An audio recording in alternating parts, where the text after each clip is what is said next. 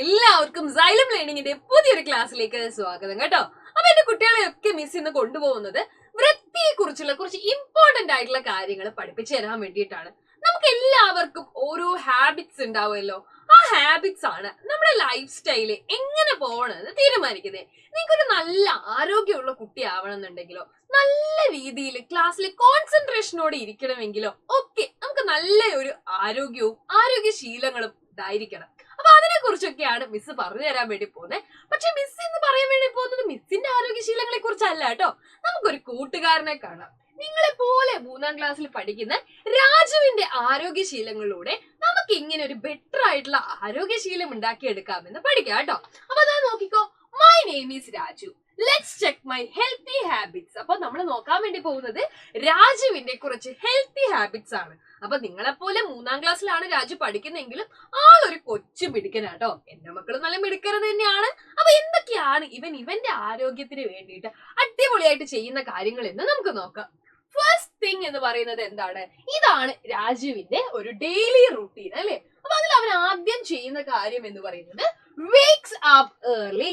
രാവിലെ ഉണരുന്നു. അത് രാവിലെ നമ്മൾ എഴുന്നേൽക്കുകയാണെങ്കിൽ കുറേ ഉപയോഗങ്ങളുണ്ട് അല്ലെ.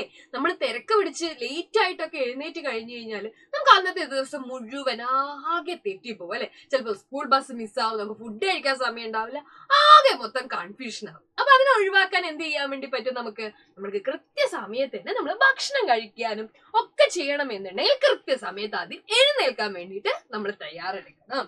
രണ്ടാമത്തെ കാര്യം എന്ന് പറയുന്നത് brush teeth twice A day. 2 നേരം പല്ല് തേക്കുക എന്നുള്ളതാണ്. ഭക്ഷണം കഴിക്കുന്നതിന് മുന്നേ ഭക്ഷണമൊക്കെ കഴിച്ചു കഴിഞ്ഞിട്ട് അവസാനം അയ്യോ ഞാൻ പല്ല് തേക്കാൻ മറന്നുപോയല്ലോ എന്ന് പറയുന്ന കുറെ ആളുകൾ ഇക്കൂട്ടത്തിൽ ഉണ്ടാവുമല്ലോ അല്ലെ.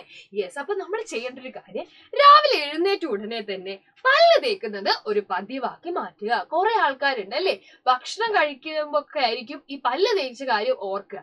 അതെന്ത് ചെയ്യുക, അതൊന്ന് മാറ്റി വെച്ചിട്ട് കൃത്യമായിട്ട് പല്ല് തേക്കുക എന്നുള്ളത് എഴുന്നേറ്റ് കഴിഞ്ഞാൽ അടുത്തതായിട്ട് ചെയ്യേണ്ട കാര്യമായിട്ട് മാർക്ക് ചെയ്ത് വെക്കുക. അത് മാത്രമല്ല 2 നേരം പല്ല് തേക്കാൻ വേണ്ടിയിട്ട്, അതായത് രാവിലെ എഴുന്നേറ്റ ഉടനെ നമ്മൾ ഉറങ്ങാൻ പോകുന്നതിന് മുന്നേ പല്ല് തേക്കുന്നത് ഒരു ഹാബിറ്റ് ആയിട്ട് എടുക്കുക. അതുകൊണ്ടാണ് പല ആളുകൾക്കും ഇങ്ങനെ ഒരു ശീലമില്ലാത്തത് കൊണ്ട് പല്ലുവേദനയൊക്കെ ഉണ്ടാവുന്നത്. അപ്പൊ ഇതൊന്ന് ശീലമാക്കി നോക്കുക. അടുത്തത് പതിവായി കുളിക്കുന്നു അല്ലെ. Bath at least once a day. എന്നും കുളിക്കുക എന്നുള്ളത് ആളുടെ ഒരു ശീലാണ്.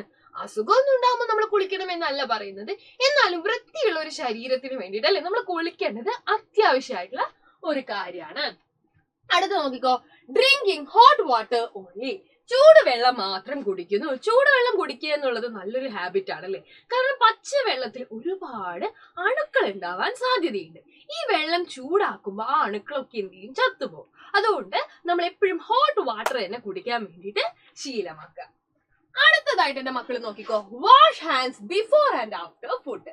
ഭക്ഷണത്തിന് മുമ്പും ശേഷവും കൈയും വായും കഴുകുക. ഇത് നമ്മൾ നന്നായിട്ട് ശീലിക്കേണ്ട ഒരു ഹാബിറ്റ് ആണ് അല്ലെ.